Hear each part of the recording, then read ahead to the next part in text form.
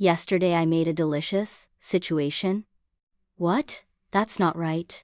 Hey friends, today we're talking about word choice. Choosing the right word for the right moment. Not just any word, the best word. Let's fix some awkward English together. Why word choice is hard.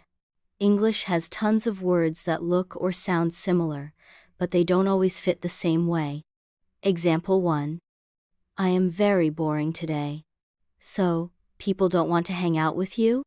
You mean, I am very bored today. Boring, you make others yawn. Bored, you feel sleepy inside.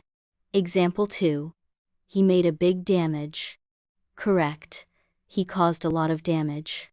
Damage is uncountable, and we say cause damage, not make damage.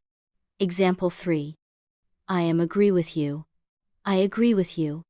No am needed, agree is already a verb. How to choose the right word. Tip 1. Check how natives use the word. Don't just check the definition, look at real examples. Tip 2. Learn in chunks, not alone. Say, make a decision, take a shower, do homework, not just make, take, do. Tip 3. Think about the tone. Request is more formal than ask. Fix is more casual than repair. English is like music. Word choice is the rhythm. Choose the correct word. She was very bored after the test.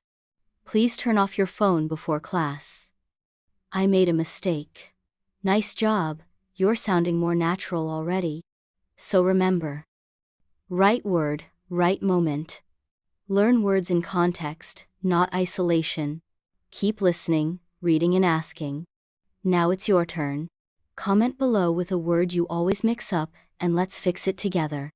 And don't forget to like, subscribe, and join me next time on My Favorite English Teacher.